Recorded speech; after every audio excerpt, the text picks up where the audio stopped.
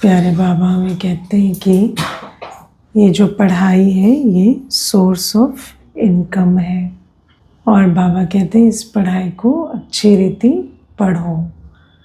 क्या है ये पढ़ाई? चारों सब्जेक्ट पढ़ाई है। नर से नारायण बनने की पढ़ाई। पढ़ाई क्या है? कोई कहे कि क्या पढ़ाई आप पढ़ते हो? क्या पढ़ाई है हमारी? वो तो बनने की पढ़ाई है, कोर्स का नाम है वो। पढ़ाई क्या है? वो टीचर है। पढ़ाई क्या है? खुद को जानना। क्या ABCD तो पढ़ाई है? हाँ, A फॉर आत्मा, B फॉर बाबा। हाँ, तो बाबा हमें पढ़ाई पढ़ाते हैं। पहला चैप्टर क्या है पढ़ाई का? मैं आत्मा हूँ। पढ़ लिया, मैं आत्मा हूँ। पढ़ाई सोर्स ऑफ इनकम कब बनेगी? जब पढ़ाई धारण होगी, है ना। जैसे दुनिया में भी बाबा हमें कई बार एग्जाम्पल देते हैं कि कोई पढ़ाई पढ़ते हैं तो उस आधार से फिर उनको आमदनी होती है। बाबा कहते हैं ना, कोई वकील होगा तो वो भूखा भी मरेगा, कोई ऐसा होगा जो लाखों भी कमाएगा। पढ़ाई तो दोनों ने की है, डिग्री दोनों के पास है, लेकिन फिर भी एक क्यों भूखा मर रहा है, एक को क्यों इतनी आमदनी हो रही है? क्योंकि वो जो पढ़ाई पढ़नी थी इसने ठीक से पढ़ी, उसने नहीं पढ़ी। आज भी बाबा कहते हैं चाहे कोई शास्त्र भी पढ़ता है तो भी उसको शास्त्र सुनाएगा किसी को या कथा करेगा तो भी उसको आमदनी हो जाएगी। तो बाबा हमें कहते हैं पढ़ाई जो है, ये पढ़ाई हमारी रूहानी पढ़ाई, इसको धारण करना है। तो पहली पढ़ाई का पहला चैप्टर है मैं आत्मा हूँ। अभी मेरा ऐसा चिंतन चल रहा था कुछ दिनों से कि बाबा हमें जब कहते हैं मैं आत्मा हूँ तो आत्मा समझने से क्या अंतर पड़ता है। तो सबसे पहले तो अभिमान अपमान की खींचतान से निकल जाते हैं, स्वमान में स्थित हो जाते हैं। आज मनुष्य देखो सारे दिन किस खींचतान में रहता है? अभिमान अपमान की खींचतान। किसी ने प्रशंसा कर दी, अभिमान चढ़ेगा। किसी ने, है ना, कुछ कह दिया, आंख दिखा दी, इग्नोर कर दिया तो अपमानित महसूस करेंगे। तो ये जो अभिमान अपमान की खींचतान है उसमें मनुष्य कितनी अपनी एनर्जी गंवाता है, कितने विकर्म बनाता है ना, कितनी सारी चीज़ें। आज मनुष्य कहता है कोई मुझे मिसट्रीट ना करे, कोई मुझसे बदतमीज़ी से बात ना करे, उसके लिए वो कितने पैसा रुतबा सब कुछ कमाना चाहता है, सब करना चाहता है। मुझे याद है एक भाई एक बार आए थे तो मैंने उनको जो चैप्टर कोर्स कराया, फिर उनको मैंने कहा कि हम जब अपने को आत्मा समझेंगे तो हम अभिमान अपमान में नहीं आएंगे।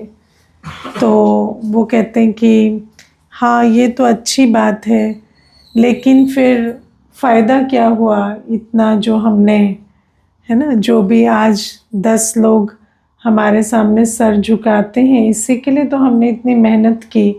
अब अगर उससे हमारी ईगो को अच्छा ही ना लगे तो फिर तो ये सब बेकार हो गया ना। तो तो आप सोचो कि मनुष्य, तो मैंने कहा 10 लोग सिर झुकाते हैं तो आपको अच्छा लगता है, पर एक व्यक्ति अगर इग्नोर कर दे तो कितना बुरा भी तो लगता है ना। तो उस खींचतान से उठना है। तो कहते नहीं, वहीं तो जाना है ना जहाँ कोई भी इग्नोर ना कर सके। ऐसा बन जाना, इतना कमा लेना है, इतना रुतबा प्राप्त करना है कि कोई भी अपमान करना अफोर्ड ना कर सके। तो मैंने कहा पर अपमान तो अफोर्डेबिलिटी की बात ही नहीं है ना। आज मनुष्य क्या है ना, आज कोई भी किसी का भी अपमान कर देता है। आज आप देखो दुनिया में क्या होगी, ट्रोलिंग शुरू हो गई है ना। व्यक्ति स्क्रीन के पीछे बैठकर कुछ भी किसी के बारे में भी लिखेगा, किसी के बारे में भी कुछ भी कहेगा। तो इन चीज़ों का कोई कंट्रोल तो है नहीं। तो ये जो अभिमान अपमान का चक्कर है, ये कितना स्पिरिचुअल एनर्जी को ड्रेन करने वाला है। और बाबा हमें कहते हैं मैं तुम्हें पहला चैप्टर पढ़ाता हूँ, तुम एक आत्मा हो, है ना। You matter because you are.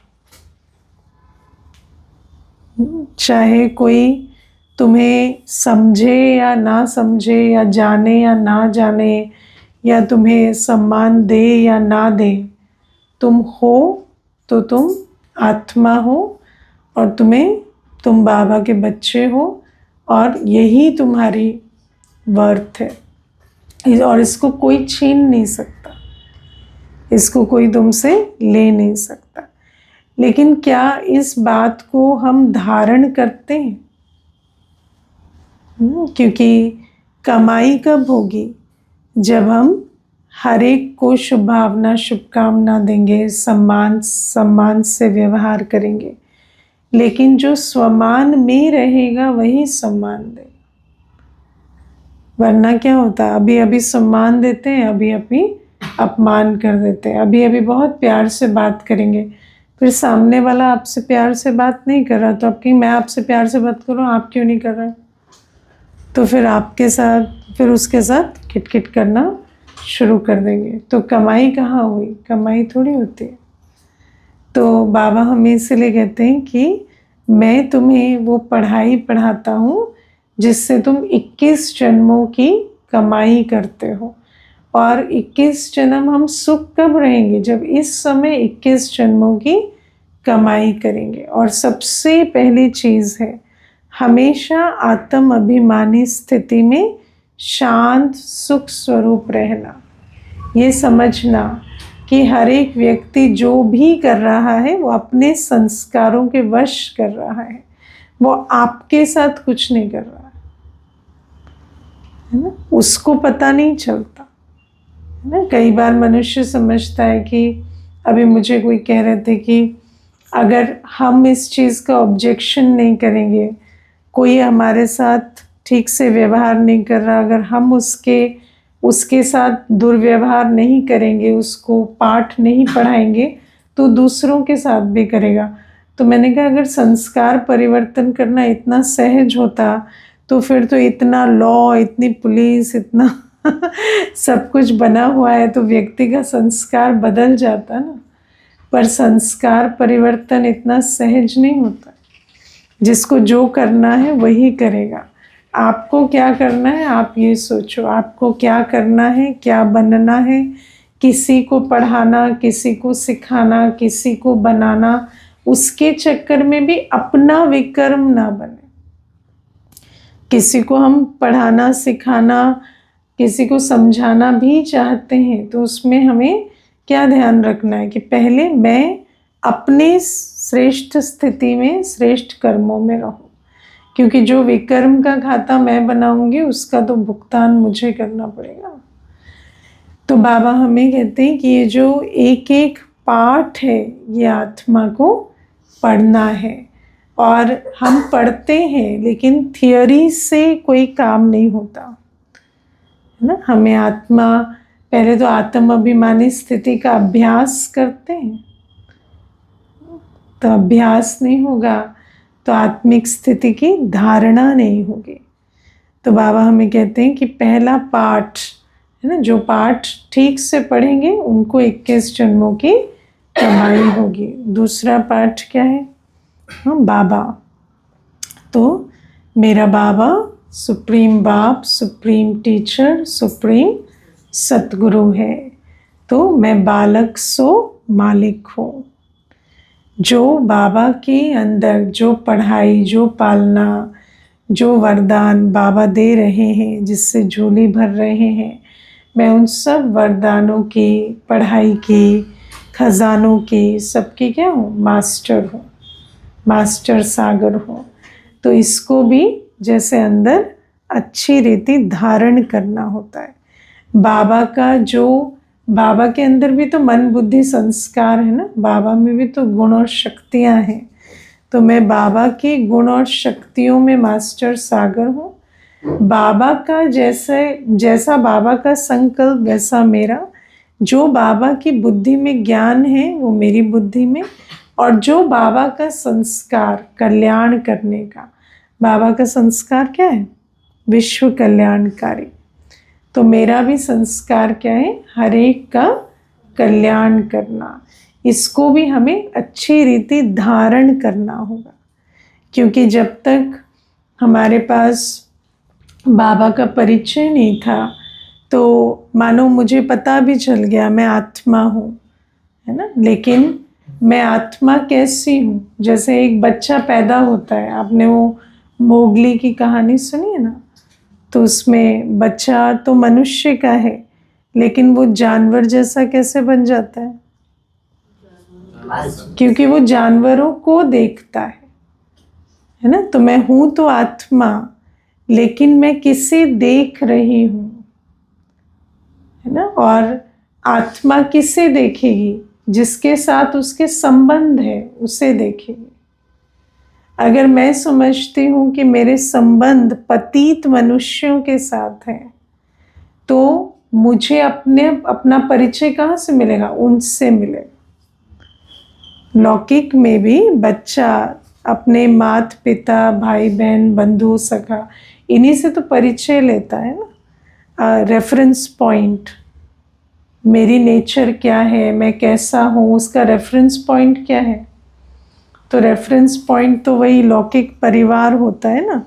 जैसे कोई अगर किसी का पिता बिजनेसमैन है तो वो समझता है हाँ मैं क्यों नहीं कर सकता, मेरा पिता भी तो बिजनेसमैन है तो मैं भी कर सकता हूँ। तो ऐसे बाबा हमें कहते हैं आत्मा अपने बाप को पहचानती है, तब उसको समझ में आता है मैं कौन हूँ।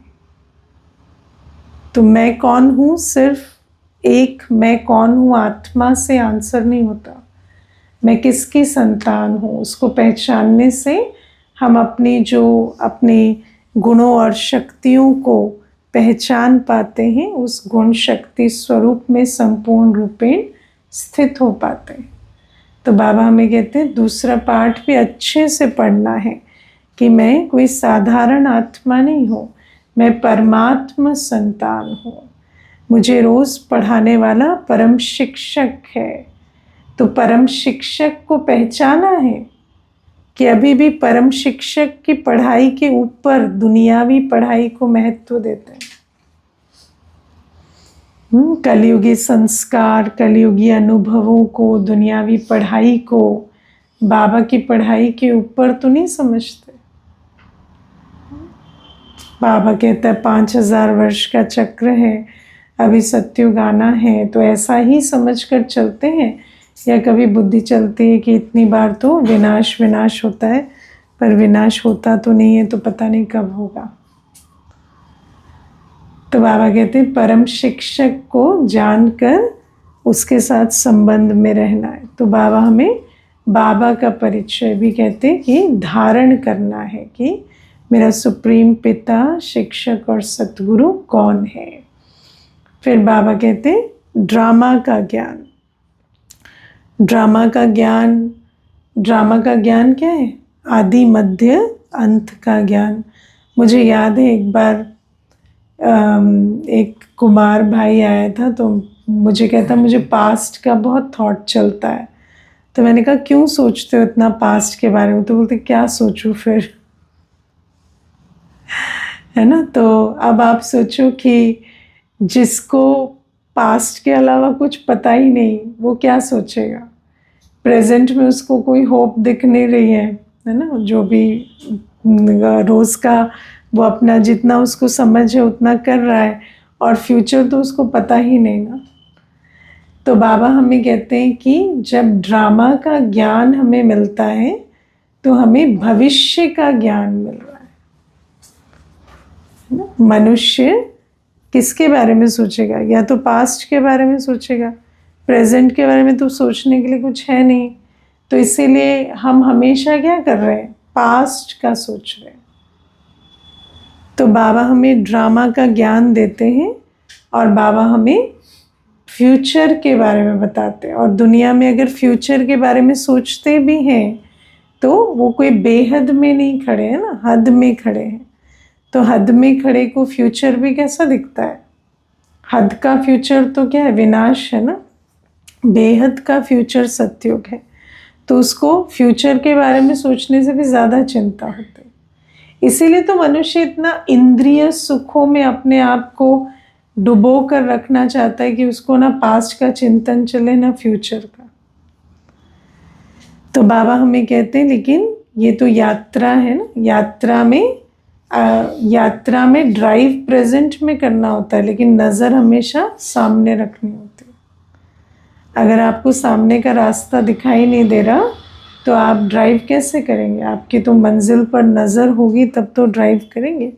तो बाबा कहते हैं जीवन यात्रा में भी जब हम पास्ट प्रेजेंट फ्यूचर को जानते हैं और उसको बुद्धि में रख कर कर्म करते हैं, मुझे क्या बनना है, कौन सी दुनिया आ रही है ना। आज मनुष्य कोई भी कर्म करता है तो क्या बेहद की सोच रखता है कि मुझे क्या बनना है भविष्य में। अब कोई कहेगा मैं डॉक्टर बनना चाहता हूँ, इंजीनियर बनना चाहता हूँ, वो आप बनेंगे थोड़ी, वो तो आप करेंगे ना। डॉक्टर बनना मतलब क्या होता है? आप ऑपरेशन करेंगे, पेशेंट देखेंगे, वो एक काम है। बनेंगे क्या उसके बारे में कोई बात नहीं करता है ना। आप डॉक्टर बनेंगे, आप कैसे डॉक्टर बनेंगे?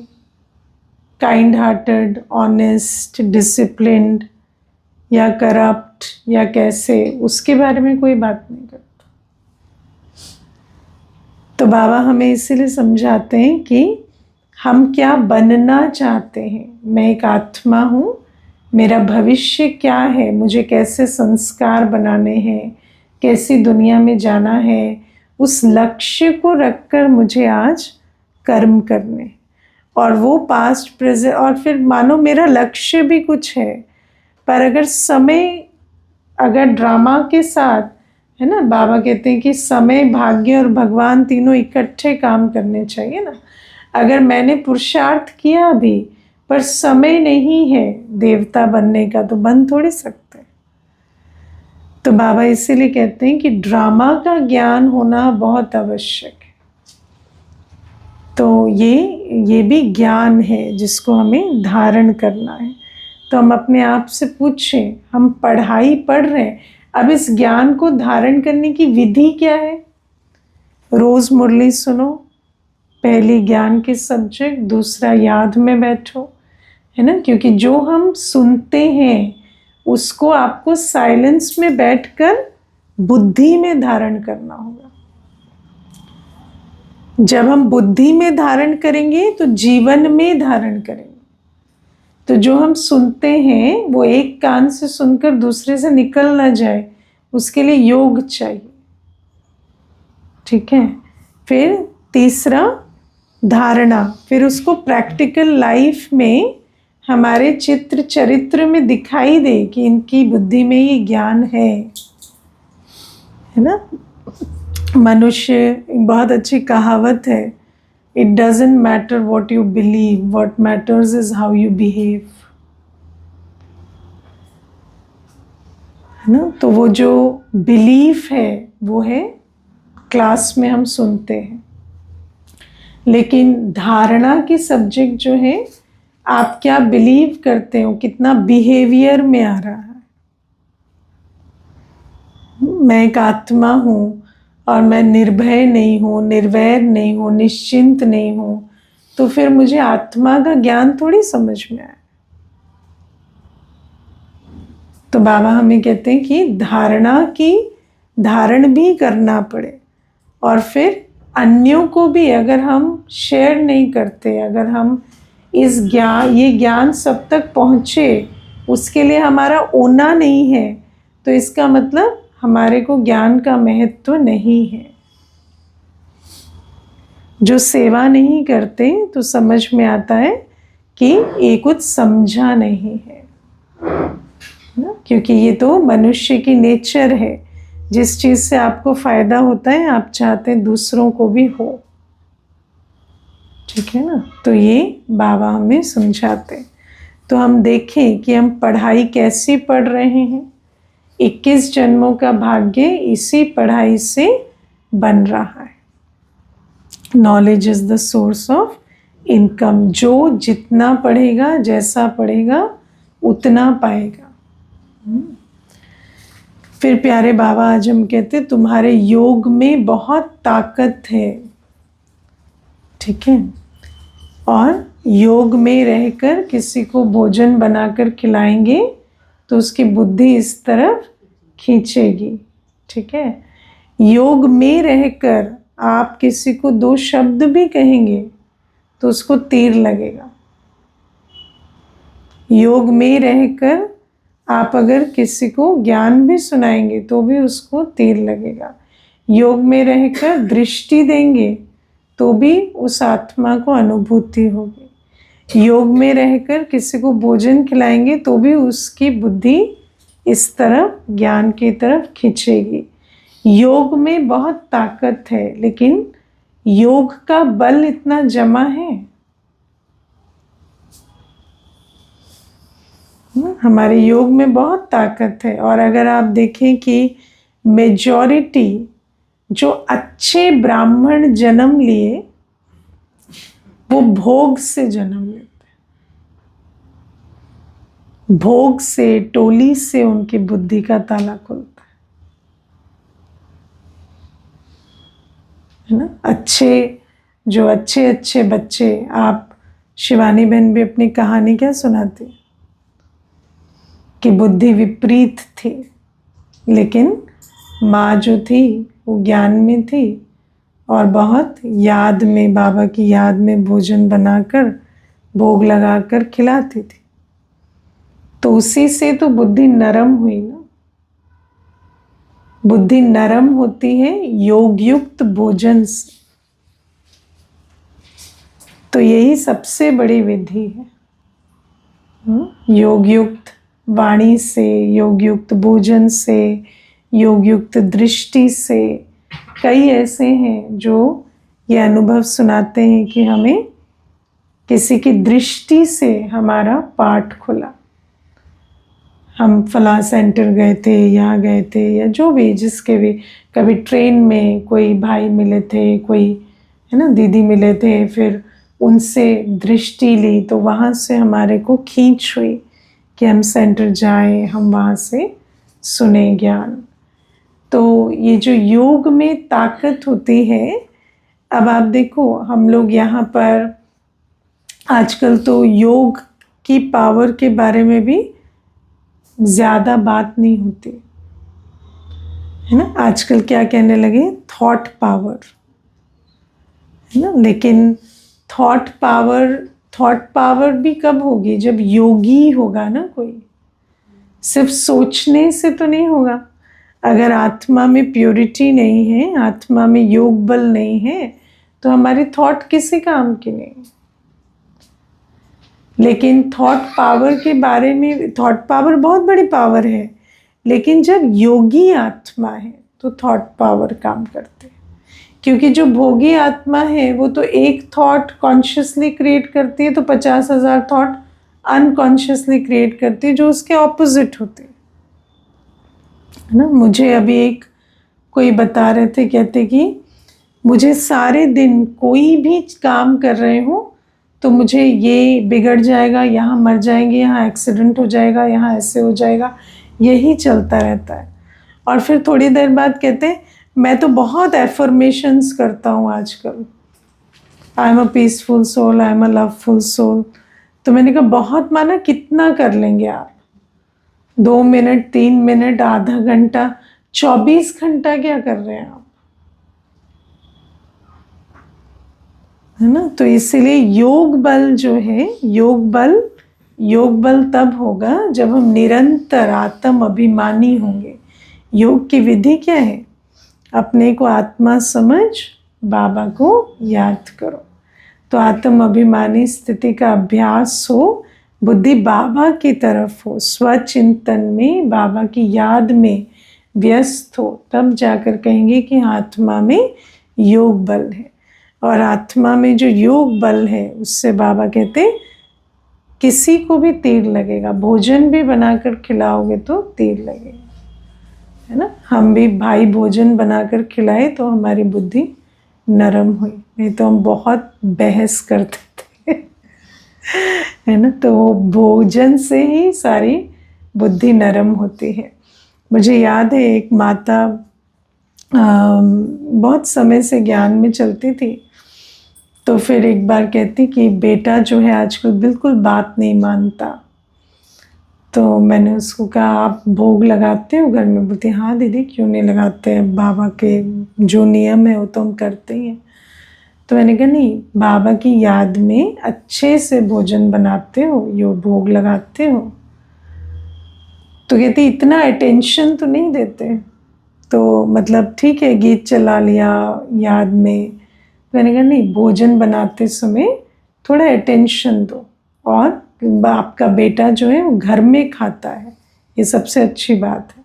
तो जब घर में खाता है तो उसको बहुत अच्छी बाबा की याद से भोजन बनाकर खिलाओ। तो कहती ये तो पता है दीदी, कुछ और बताओ ना, कुछ और नई बात। में नहीं, जो पुरानी बात है ना उसको ठीक से करते हैं अभी। तो सप्ताह भर में वो कहती मुझे ऐसा लगा जैसे बेटा जो है मेरी बात सुनता है। मैं उसको कुछ कहती हूँ तो बैठता है। पहले कहती थी ना तो मेरे मुंह पे दरवाज़ा बंद करके चला जाता। तो विचार करो योग में कितनी ताकत,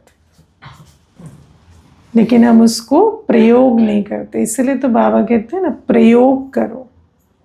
ज्ञान का भी प्रयोग चाहिए, योग का भी प्रयोग चाहिए। हर सब्जेक्ट में दुनिया में भी क्या होता है, एक थियोरी एक प्रैक्टिकल होता है ना। केमिस्ट्री आप खाली बुक में पढ़ेंगे और लेबोरेटरी नहीं है तो कुछ सीखेंगे थोड़ी। तो पहले बुद्धि की लेबोरेटरी में प्रैक्टिस करो और फिर उसको अप्लाई करो परिस्थितियों में, संबंधों में, लोगों के साथ, सेवाओं में। तो बाबा कहते योग में तुम्हारे बहुत ताकत है। और प्यारे बाबा जो में कहते हैं आजकल तो बहुत छी दुनिया है, हर चीज़ में मुसीबत है, खूबसूरती में भी बहुत मुसीबत है ना। मुझे याद है बहुत सालों पहले की बात है। तो एक भाई आए थे, तो उनकी 2 डॉटर्स थी, 2 बेटियां थी। तो मुझे कहते कि बस एक ही बात की खुशी है कि ज़्यादा सुंदर नहीं है। मैं आपको लिटरली ये बात बता रही। कहते बस दीदी 2 लड़कियां हैं, वैसे तो बहुत टेंशन रहती है, लेकिन बस इस बात की खुशी है ज़्यादा सुंदर नहीं है तो ज़्यादा मुसीबत नहीं। तो मैं उस दिन बहुत शॉक्ड हो गई लेकिन फिर मैंने बाद में जैसे बाबा की मुरलियाँ धीरे धीरे चली, तो ये बाबा ने पहले भी बोला है, तो उस दिन मुझे वो बात याद आई कि सचमुच आजकल क्या है, जितनी है ना खूबसूरती भी हो तो और उतनी मुसीबत है। आजकल कोई भी चीज़, किसी के पास धन हो तो भी मुसीबत है, खूबसूरती हो तो भी मुसीबत है। आज देखो कोई टैलेंटेड होता है, कोई किसी के पास पैसा होता है, कुछ भी होता है, तो मनुष्य उसको क्या कहें, ईर्ष्या की दृष्टि से या जो खराब दृष्टि जो है वो ज़्यादा पड़ती। तो बाबा इसलिए हमें कहते हैं कि कुदृष्टि पड़ती है या खराब दृष्टि या मनुष्य की ईर्ष्या की दृष्टि, इन चीज़ों के कारण आज क्या हो गया, हर चीज़ एक मुसीबत हो गई। इसीलिए तो आजकल कलयुग में एक बात हो गई ना कि जो भी है आपके पास आप छिपा के रखो। जो भी आपका खराब है उसको तो दिखाओ, लेकिन जो अच्छा है, जो है ना, जो फलदायक है, तो उसको छिपा कर रखो। ये बुर्का और ये घूंघट और ये सारी चीज़ें क्यों निकली? क्योंकि खूबसूरती मुसीबत हो गई, इसीलिए तो निकली ना। सतयुग में कोई ऐसा थोड़ी था कि लक्ष्मी घूंघट करके बैठेंगी, लक्ष्मी जी घूंघट करके बैठेंगी। लेकिन कलयुग में तो हर हर हर जगह पर, आप हर धर्म में, हर देश में किसी न किसी प्रकार का कोई पर्दा आया, क्योंकि अभी खूबसूरती भी मुसीबत हो गई। और आप सोचो कितने सारे हमारी हिस्ट्री की कहानियां हैं जहाँ पर खूबसूरती के कारण इतनी वॉर्स हुए, किसी की दृष्टि पड़ी, फिर वो उसको पाने के लिए इतने युद्ध लड़े गए। तो कितनी कितनी बड़ी मुसीबत है, सोचो। और ये सब क्या है? छीछी दुनिया का प्रतीक है। तो बाबा हमें इसीलिए कहते हैं कि इस छीछी दुनिया में जो है, इसमें इसीलिए बाबा हमें सिंप्लिसिटी सिखाते हैं कि, और प्योरिटी। बाबा कहते हैं तुम्हारे अंदर इतनी प्योरिटी होनी चाहिए कि तुम्हारा शरीर नहीं, तुम्हारी जो प्योरिटी है वो पहले दिखाई दे। पवित्रता पहले तुम्हें कोई देखे तो पहले उसकी बुद्धि में क्या है? ये पवित्र है, इनसे वाइब्रेशन अच्छे आते हैं। ये ना बुद्धि में आए कि ये सुंदर है, ये काले हैं, ये गोरे हैं, ये ऐसे हैं। क्योंकि जो हमारी अवस्था होगी उसी अनुसार सामने वाले के संकल्प भी चलते हैं। अगर आप देह अभिमान में हैं तो दूसरे की दृष्टि भी पड़ेगी। अगर आप फरिश्ता स्थिति में उपराम है देह से, तो सामने वाले को भी वही दिखाई देगा जो आपकी बुद्धि में। तो इसलिए बाबा कहते हैं हमें सदा बाबा की याद में रहना है। बाबा की याद ही सुरक्षा कवच है। और आजकल क्या है दुनिया में, अभी तो देखो खूबसूरती की भी बात नहीं रही। अभी तो कोई कैसा भी हो, विकारी दृष्टि ऐसी हो गई है कि, है ना उम्र देखते हैं, ना कोई रंग देखते हैं, ना कोई कद काठी देखते हैं, ना कुछ देखते हैं। आजकल तो ऐसी दुनिया हो गई। तो इसीलिए बाबा हमें कहते हैं तुम्हें हमेशा बाबा की याद में रहना है। और आजकल तो स्त्री पुरुष का भी भेद नहीं रहा। आजकल तो, है ना, आजकल तो भाइयों पर भी इतनी दृष्टि चली जाती है मनुष्य। तो इसलिए आज बाबा कहते हैं कि इतना हम बच्चों को अपनी जो बुद्धि में इतना, मेरी बुद्धि में ये शरीर ना रहे, मैं आत्मा और बाबा की याद में।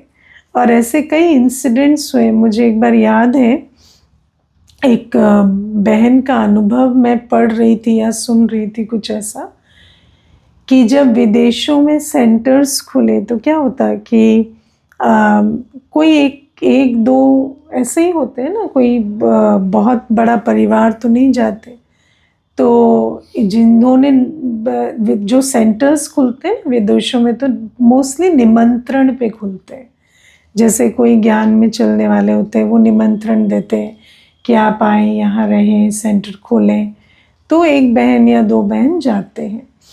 तो एक भाई थे कोई, उन्होंने निमंत्रण दिया। तो जहाँ निमंत्रण दिया तो वो कहते कि हमारा एक क्लिनिक है, वो डॉक्टर थे तो क्लिनिक था।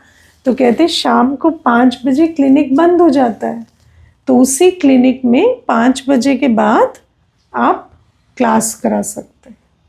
तो वो 5 बजे बंद होने के बाद बहन क्लास कराती।